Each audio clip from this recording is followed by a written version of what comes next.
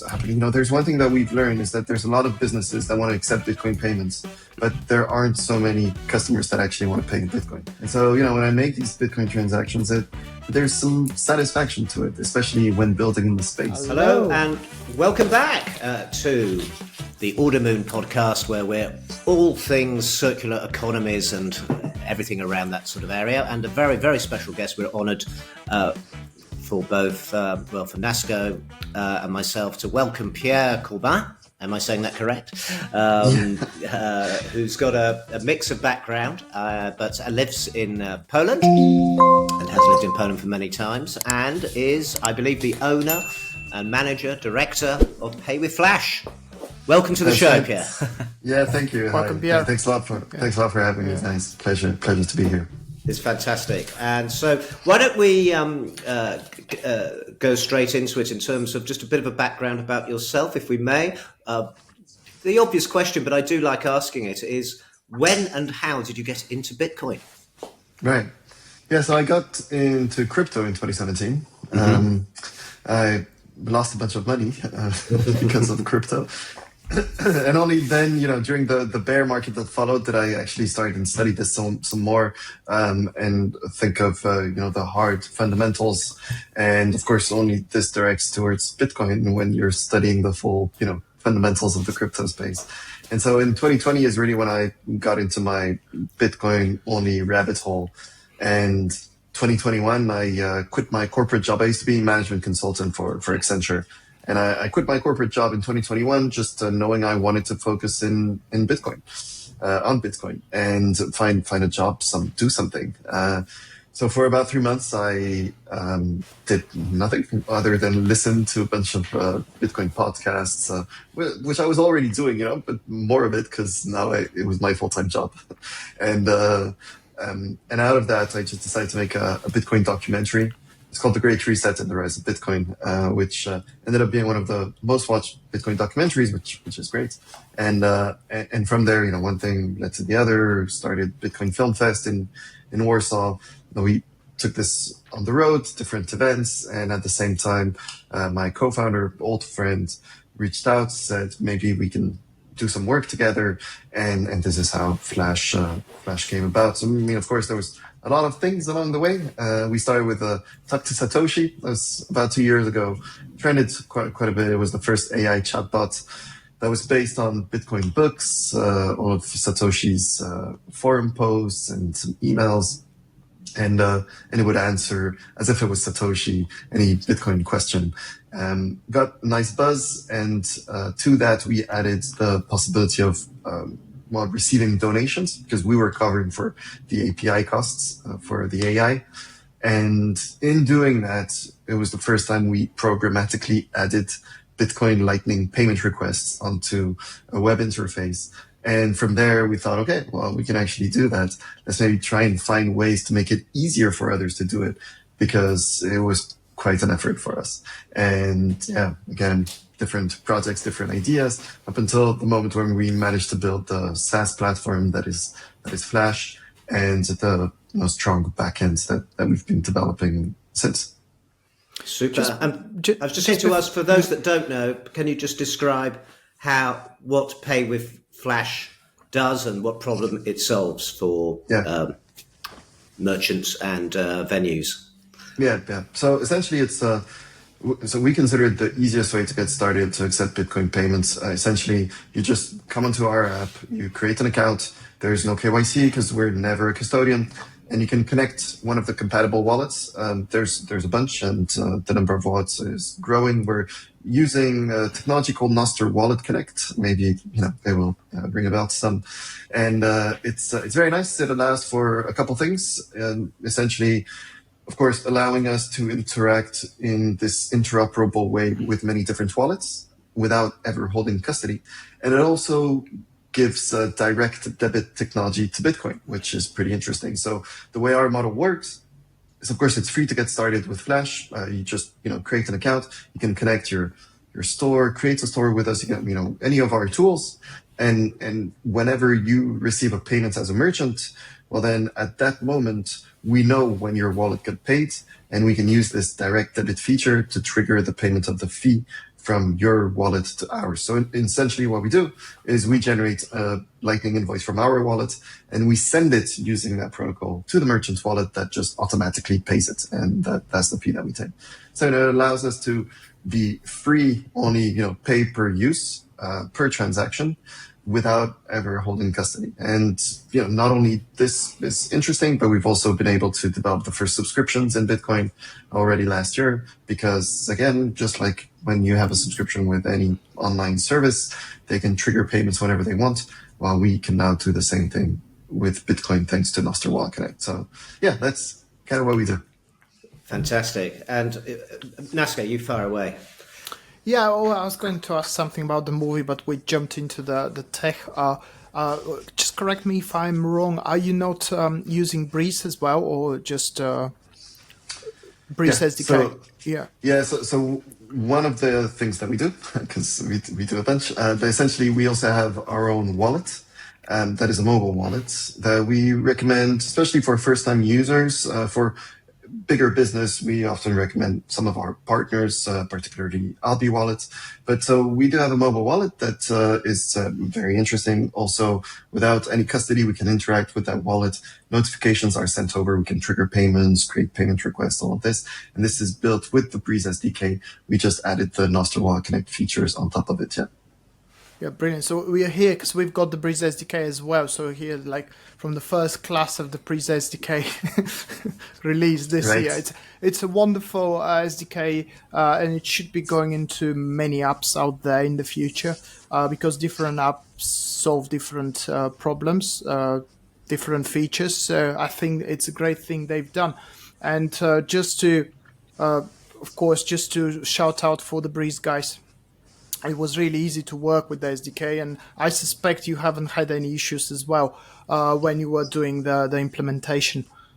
That's right. I think right now, when it comes to building wallets, I feel like Breeze is the partner that anyone can rely on. I feel they're very responsive. It works well. They're integrating with other payment networks, Spark, I know they're looking at Arc, and there's all the, giving more choice, more flexibility. And I think it just gets easier and easier to build with time. So 100% agree with you. Yeah. We just had a funny story with Breeze, which I would like to share. There was a guy which we thought the payment was missing. It was in a coffee shop. It was me, I guess. I paid, and we didn't see the payment because it happened so quickly. The guy went into the history of the log of the payments, and the last payment was from yesterday. And then, said there's a problem here. I can't see my payment now. It's like 8 a.m. in the morning. And then we started chatting with the team. Eventually, next day or just a few days later, we found out that the time on this phone was set up AOA time.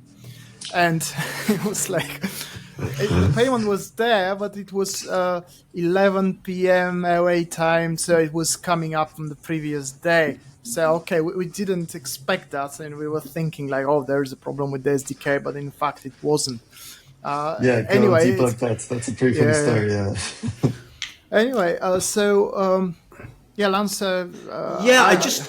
it's, we're all about adopting Bitcoin, making it easy for people to spend and replace their Bitcoin, for merchants to accept, and for the greater cause and good, grow the Bitcoin ecosystem.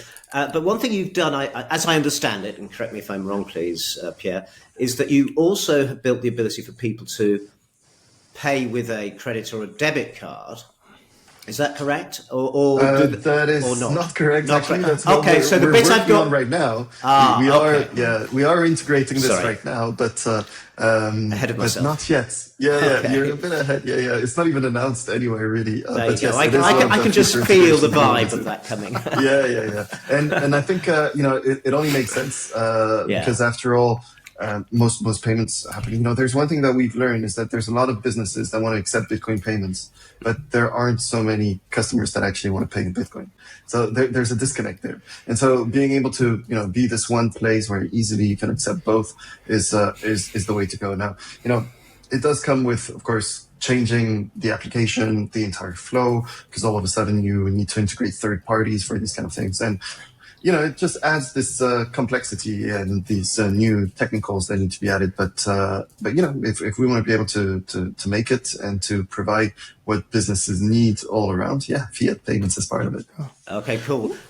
So you heard it here first on the Order Moon podcast. What's coming up? Sorry about that. But what I was going to also mention that again, correct me if I'm wrong, that is there the ability? I better put it that way round, for the merchant to actually accept the fiat currency. So there's an exchange happening in the background, as well as obviously accepting the sats.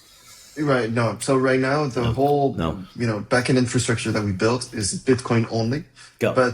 This is also what we're working on integrating, and we believe we'll have this live in the next 4 or 5 months.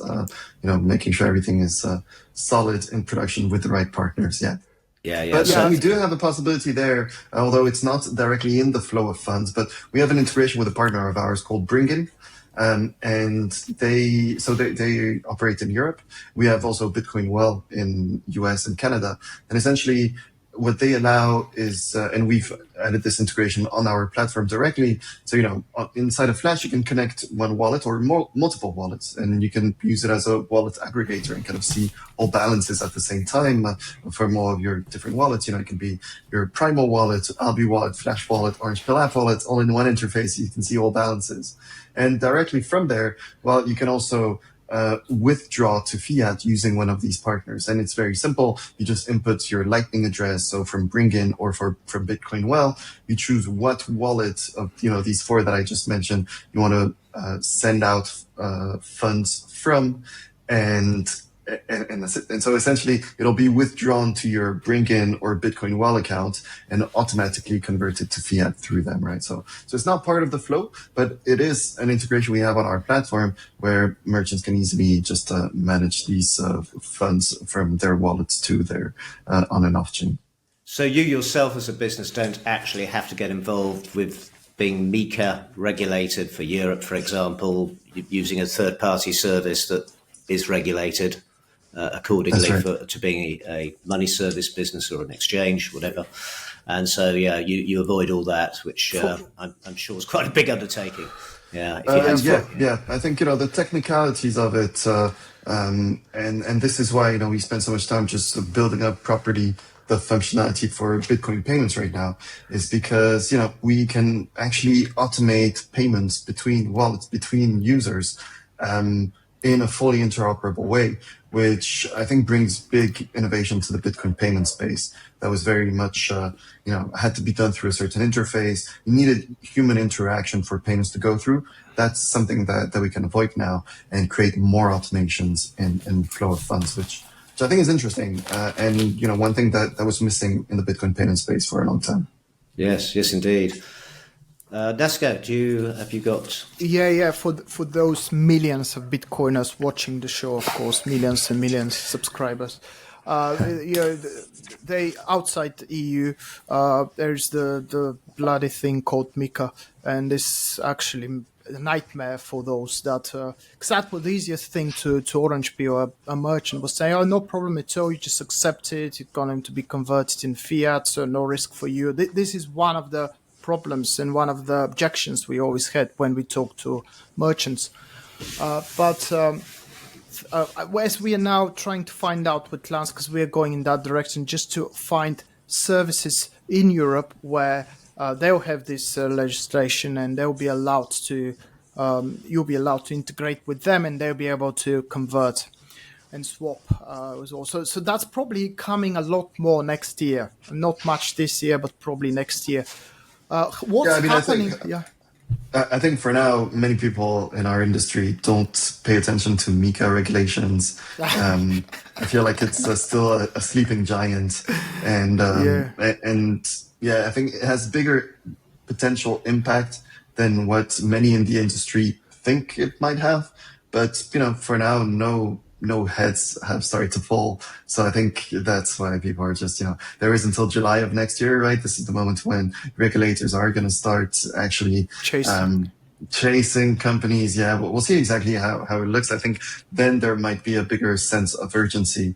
But, I think it's also opportunity. I mean, especially we're dealing with businesses. So businesses anyway, I mean, in Poland, if you have a business, your bank account is public information. You can find it online, right? So I think, all the KYC, KYB elements, we don't think it's a big risk there. It's really, the fact that if you are a custodian one way or another, you have to behave like a custodian. I think from this perspective, it makes sense. You avoid, rug pulls and so on. But it does make it harder and gives power to the bigger players, which I think is the negative side of all of that. But this is where I think technology like Nostr Connect has a lot of potential and is very powerful, is because you can do the same thing without ever holding custody, right? Someone just authorizes access to their wallet, restricted access, right? That they always control, and you can just interact with it, allowing you to do all of these funds, flow of funds, including direct debit, without ever holding custody. I mean, if that's not the solution, I don't know. So tell me where you are in Warsaw. What's happening there? Is there any economy evolving early days? Because you are based there, you are on the field. So do you have any merchants now accepting? Do you speak to merchants? What's happening in general in Warsaw? Well, to be honest, not that much. There isn't strong Bitcoin adoption. We, of course, try to do our best. The community itself is pretty strong. There's always, the same group of Bitcoiners. We know each other very well. We meet up and so on. But other than that, of course, I would be able to direct you to a couple merchants that do accept Bitcoin payments. There's a lot of ATMs, mostly. There's a lot of, possibilities for cashing in and cashing out directly. But when it comes to payments directly, not too many. Although, of course, I'm also co-founder of the Bitcoin Film Fest, which is a film festival that happens every year in Warsaw, where, we every year do a lot of Bitcoin payments because it's, hardcore Bitcoiners that come over. They want to be able to experience the Bitcoin life. And so everywhere where there's events, where there's, side events, screenings, all of this, there's also Bitcoin that is accepted there. And through that, we can get one new merchant every year. Last year we had 4 new merchants, right? So we go reach out to partners. We help them set them up. In fact, with Flash directly, we take care of that as well. And so, this acceptance increases, but it's not like they make a lot of payments after the event is over. Actually, just on the film fest, because Anya, who runs Bitvocation, she comes to Bulgaria, and she said to me how much she enjoyed the film fest. So congratulations on that. So when is that actually? When's the next edition? The next one is in June, end of June, I believe. I'm not sure, but yeah, in June. In June, okay, great. Yeah, every year, 1 month later, so it's closer to summer and the weather is nicer. So in June this year, yeah. So back to your solution, Pay with Flash. Are you finding already merchants in other countries, or which countries are showing the greatest use of your product? So it's interesting, actually. We get the biggest interest from the US. We get the most users from Africa. We get the most transactions from Europe. Right? So it's wow. It's really scattered, yeah. But at the same time, I think, especially given the stage where our business is at, we're mostly serving problems for Bitcoin companies that target Bitcoiners as well, right? And if we know one thing, and especially from having done events all over, we know that European conferences are the ones where there's the most payments. So I think, it's more in our European way of working to make Bitcoin payments as opposed to Asian or the US even. Yeah. Interesting. Yeah, that's true. I was fascinated in Arnhem on the Adopting Bitcoin conference. It was like a paradise. You just walk to the bar and the bartender is just asking, the first question is, are you paying Bitcoin? Because there were too many Bitcoiners there and it was just... Right. Yeah. Well, I mean, to tell you, at the Bitcoin Film Fest this year, there was about 300 guests. Yeah. And we did pretty much, close to the same amount of payments that we did for Bitcoin Asia, where there was 12,000 attendees. Right. So, but yeah, that says a lot. Again, yeah, European Bitcoiners just like to spend their Bitcoin. What do you think should happen in, let's say, in Warsaw? Let's talk about the locals more. And because you're based there, we're based here in Sofia. What do you think should happen, let's say, in Warsaw, just to make sure to double, apart from the film festival, in Warsaw, just to grow that economy and just to experience more payments? Is it about the community? Is it about the businesses? Or is it about the events? What do you think? To be honest, I think it has to be a mix of all of that. Because, as I said earlier, right, we know that businesses want to accept Bitcoin, but there aren't that many people that actually want to spend their Bitcoin, right? So I think, it's a matter of, what came first, the egg or the chicken, right? Well, it's kind of the same thing here. What should come first, the consumer adoption or business adoption? From what we're seeing, in the world of payments, businesses are there. They want to have these payments. The consumer side is what's missing here, in terms of actually making payments. So, I mean, I don't know, maybe it's not the same experience for everyone, but that's what we've been seeing. And it's kind of hard to say exactly what needs to come more there. But I believe just integrating Bitcoin payments in the fiat options and so on is likely the way to go here, simply so that there is one environment where you can easily do both, and down the road you'll realize which one costs you less in terms of transaction fees, because there's no doubt that if you accept payments on the Bitcoin Lightning Network, it will always be cheaper than payments over fiat. So that's a matter of course, this cost being pushed onto the merchant directly. They pay the fee, and it's not the consumer that pays the fee. If something costs 70, you will pay 70. You think the merchant receives 70. I mean, you don't care about the fact that they're receiving, 3 to 5% transaction fee in the background. But this is where, with the right incentives, and we've seen this quite a bit in the Bitcoin payment space as well, there's an incentive for a 5% discount in Bitcoin, few percentage points discount, so that try and get people to pay in Bitcoin rather than paying fiat, because the merchant is anyway going to pay a big fee on that. Yes, indeed. I wondered in Poland whether you have capital gains tax on, it's treated as presumably as a commodity, as an asset, Bitcoin there, is it? So That's yes, right, but I actually think the de minimis ruling, if that ever gets through in the US, there's a chance, well, maybe not actually, but there's a good chance in some European countries who are more out there and more independent will follow that lead. I think that may be holding some people back to actually spend their Bitcoin. They think, oh, well, there's some hassle there. Some, not, a certain percentage, I don't know. But so that's what I heard a lot in the US. That's really what people think, because spending Bitcoin is a taxable event. But I mean, I believe in the EU right now.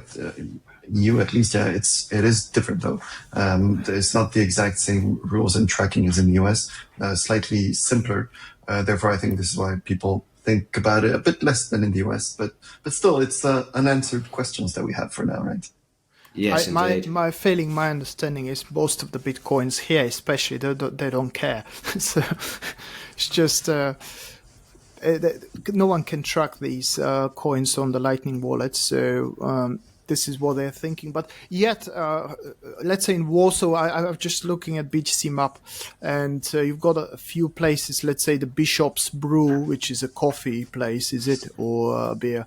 So you said the community is big, but when you get together, are you going to these places? Are you pushing? Are you all paying in Bitcoin, or there's this a little of the hodl mentality, which is everywhere, and we're tackling that as well. So what do you do to tackle this thing? No, so I mean, the hodl mentality definitely is there. Obviously, I mean, you can't be a Bitcoiner without hodling, right? But hodling doesn't mean you don't spend, because it's just a matter of how much you spend versus how much you hodl. But no, we usually meet at one place. It's called Morph Club, and they accept Bitcoin payments, and most people of the community do pay in Bitcoin during such events, because it's a meetup. It doesn't happen every day. It's the right way to also show the businesses that it's worth it for them to continue accepting these Bitcoin payments. But we have too little of these meetups. I'm not going to lie. just don't take care of organizing them myself. Yeah, nice. And I suppose they use Flash as well. That's right. Yeah. Brilliant. And in South Africa, you mentioned that presumably the average payment amount is lower, obviously due to the cost of things there being lower. Would that be a correct assumption?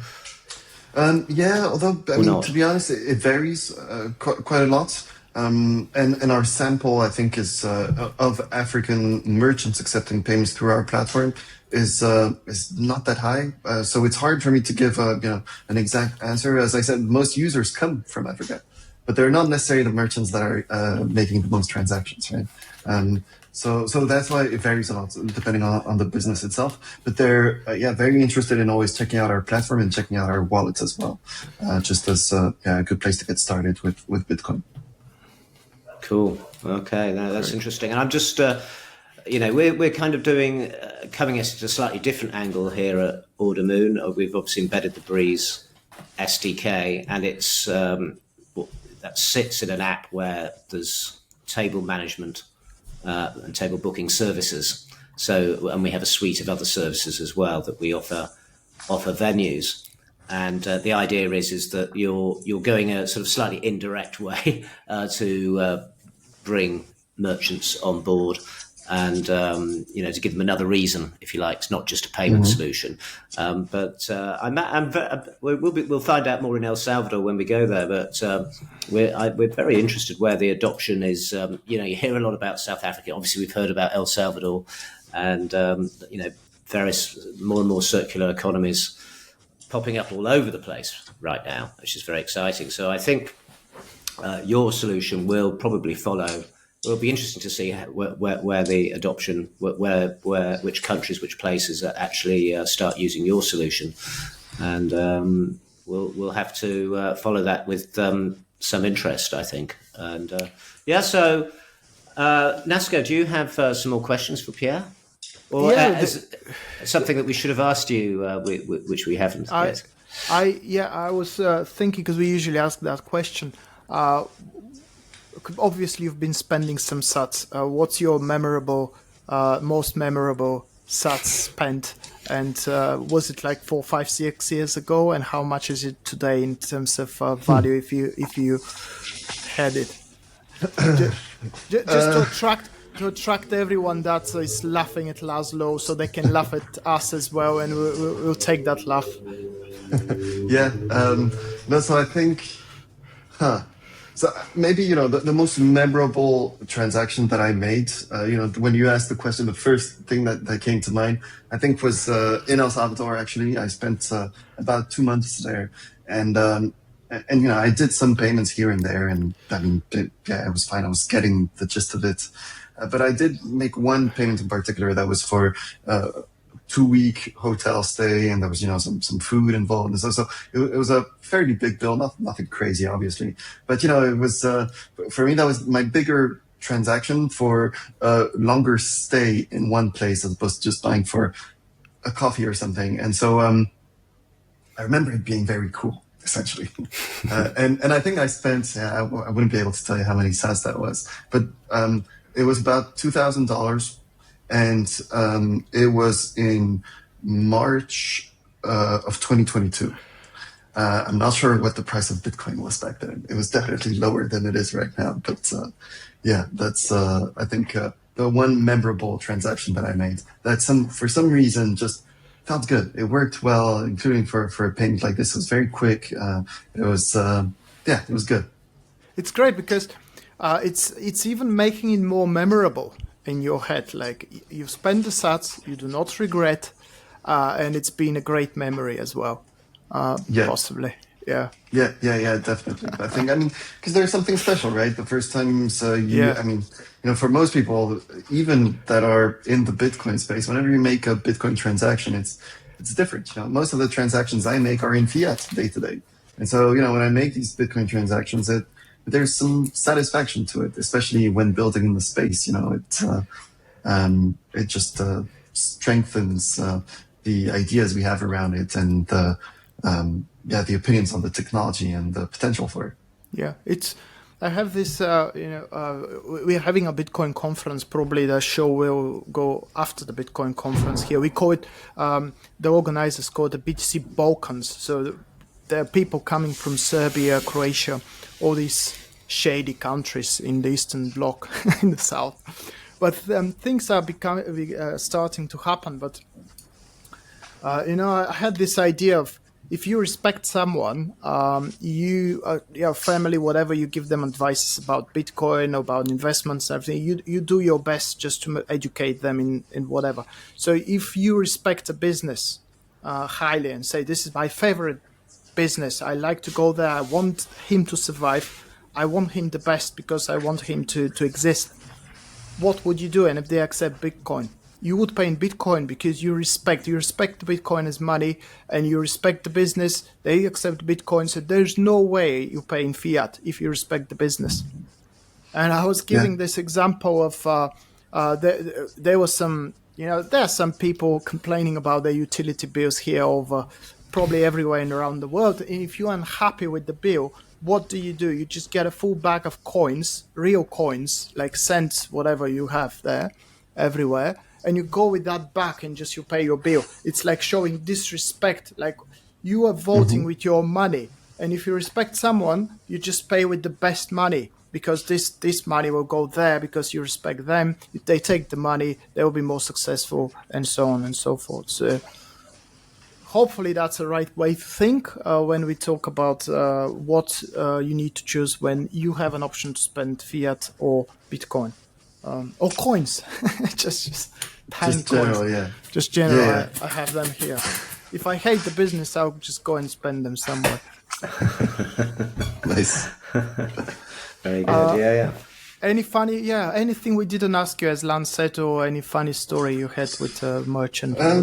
No, I think, you guys mentioned adopting Bitcoin, right? And the fact you're going to be going there, so Flash will also be there. So anyone going, payments will be going through point of sale terminals that we're providing the conference. We're helping them with, onboarding merchants and, just try to help, bring this service of accepting Bitcoin payments, including for events, which is complicated and something extra for event organizers to handle. So we're trying to simplify this because we believe we have tech that makes it easy, right? So we're just partnering up with them for that. And I think that's pretty much it in terms of updates on our side. Of course, Lance hinted to a bunch of the stuff we're working on. And of course, and that's I think something to look forward to as we bring more to this payment infrastructure that we managed to build over the past 18 months. Right. I think you had an impressive journey. Not to mention the movie. It's been a lot of work there as well. Yes, but great. Thanks. So where can people find you? What's the best? Where's the channel they should try first, or talk to you? Or so the website? I think on X is where I'm the most active. You can find me so at Pierre Corbin. You just invert my first name and last name letters. But if you search for Pierre Corbin, you should find me there too. And also, just check out Flash, paywithflash.com. And you can write to me as well, pierre.corbin@paywithflash.com. I'll answer to emails, of course. So it's a solution people can use if they make like small conferences, big conferences, or if they integrate Bitcoin payments on their e-commerce website. That's right. Or even APIs, more complex flow of payments, automating payments. That's something we're now entering the world of Bitcoin miners because we can help automate such payments. So any kind of payments flow that is needed, complex or simple, I think we can help. Yeah, brilliant. Fantastic. Okay. So I hope it was a good content for everyone watching, as we usually talk about adopting Bitcoin circular economies for the small merchants usually. So we hope you enjoyed. You of course, hit the like button, subscribe if you didn't yet. Hopefully we're going to get to 1 million soon. We're now 100 something, but there you go. Well, you can't have enough podcasts about Bitcoin, so there you go. Yeah. Yeah, exactly. If we just convert or enthuse a couple of people addition to spend their Bitcoin, that gets those sats flowing around the economy, the Bitcoin economy. And I do wonder, finally, whether you have any thoughts, whether it will be as slowly than suddenly in terms of spending. You know, many people in Europe, of course, do not have to use Bitcoin. They have a choice, whether they're Bitcoiners or not. Arguably, one could argue somewhere like South Africa, well, parts of Africa, it has more greater relevance to actually use the Bitcoin. But I'm wondering whether you feel that maybe an event that just one day something happens to the currency or some event where people think this Bitcoin thing, I really need to get on board and we have to start using it. Do you have any thoughts on that? Well, so I mean, I made an entire film on it, right? Yeah, so I thought you did. It's about the great reset event of. So it's about the great reset of our economy. I think it's likely coming. One thing is certain. My parents, they and even already myself have had more than one currency in my lifetime. So I don't think that's going to change. We're likely to see an extra currency. So the question is, how many times can we reset our currencies in the current economic environment? That's, I think, what might lead to such a stronger adoption in Bitcoin. Just losing hope and confidence in the currencies that we use day to day, pushing us to go and find some alternative currency. But we'll see how this kind of stuff plays out. My fiance's parents are Polish. They used to be paid in the 80s millions of Polish zloty per month as school teachers, right? And then when communism ended, they changed the currency, and all of a sudden they reset there, and these millions that were paid, from their monthly salary, they were still accounted for in their current retirement. See what I mean? So, how far can we kick the can down the road? I think pretty far. So slowly and then suddenly is, I think, definitely the way forward. But that's good. That's good. Slowly is still, today market worth billions, right? So that's still fast enough, I think. Yeah, and it gives us time to build the infrastructure, which I think is important with what you're doing and people like us are doing as well. So, I think I go along with that slowly and suddenly. And of course, the same thing happened in Bulgaria at the end of 96, 97 with the currency. Pretty much here, people lost savings through a massive devaluation. So, but many people have forgotten that, though. Rather interestingly, that's what I was going to say. That it's never been a lesson to them. Like, they still hold your money in the bank account, and the amount of the money fiat held in the Bulgarian bank accounts is massive. It's crazy. It's like no one learned the lesson. That's crazy. I think that's why I think all of this gets extended in time, because we remind ourselves of the convenience of banks and bank accounts. And I mean, Poland is very advanced when it comes to modern payments, such, the peer-to-peer of the banking world, which is account to account, just using phone number. Very advanced, it's very convenient to make any kind of payments. And therefore you forget. And, until the next time. And that's why, slowly then suddenly. Yeah. Okay. It was a great chat, I believe. Pierre, thank you very much for taking the time, and hopefully we're going to see you at some point. Definitely see someone from your team in El Salvador. Whoever, it seems like you're a great community there in Warsaw, so follow Pierre's channels, and you're going to learn something and just hear about the latest with Flash. So thank you. Thanks a lot, guys. Yeah. Really good to meet you. Thank you very much.